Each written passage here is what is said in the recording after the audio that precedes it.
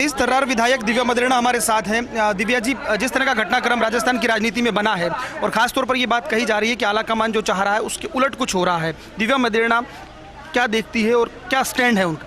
मेरा एक ही स्टैंड है जो 1998 के अंदर स्वर्गीय परशुराम मदेरणा का था। माइक पे ऊपर 1998 के पीसीसी के अंदर स्वर्गीय परशुराम मदेरणा ने पारित किया था प्रस्ताव एक लाइन का कि आलाकमान जो निर्णय करेंगे वो हमें मान्य होगा, और मैं उसी विरासत के झंडे को आगे लेके 98 के अंदर ये निर्णय पारित हुआ, हमने माना। 2008 के अंदर ये निर्णय पारित हुआ, हमने माना।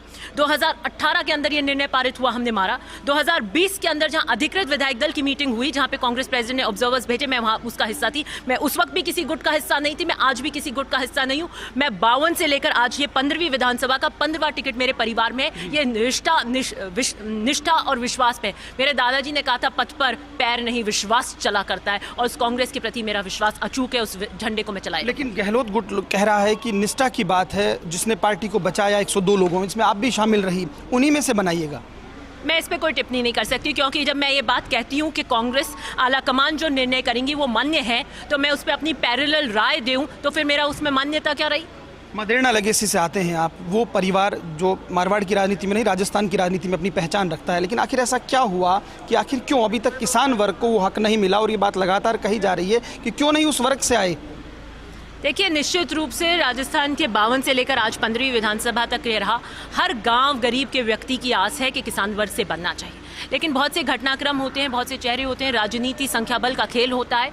इस पर मैं कोई टिप्पणी आज की तारीख में कर नहीं पाऊंगी, लेकिन अटूट विश्वास कांग्रेस प्रेसिडेंट में है। हर सितम हमने सहा, आपने देखा। मैं तो 10 साल का जो जीवन अल्प राजनीतिक सफ़र तय कर आई हूँ, उसमें राजनीति का बद से बदसूरत रंग देख कर आई हूँ। कम उम्र में इतने कड़वे अनुभव लेकर आई हूँ कि मुझे नहीं लगता 200 विधायक ने वो जिया जो 10 साल मैंने जिया। तो मैं फिर भी ये कहती हूँ कि इतना बर्दाश्त और सहनशीलता हम में तब थी क्योंकि सिद्धांतों की राजनीति पे कभी हम दो भांत नहीं हो सकते।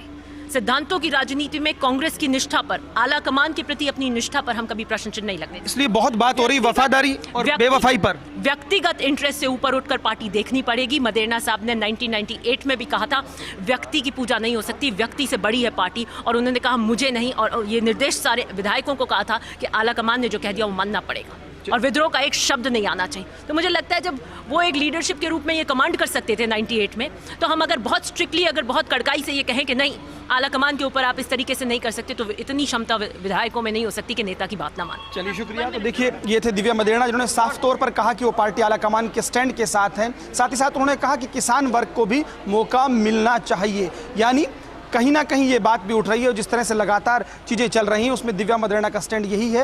उन्होंने ये बात दोहराई कि 1998 में जो हुआ था वो सब जानते हैं, लेकिन मैं आज भी पार्टी की सच्ची सिपाही के तौर पर खड़ी हूँ। कैमरा पर्सन सुरेंद्र के साथ Laxman Raghav, first India news, Jaipur.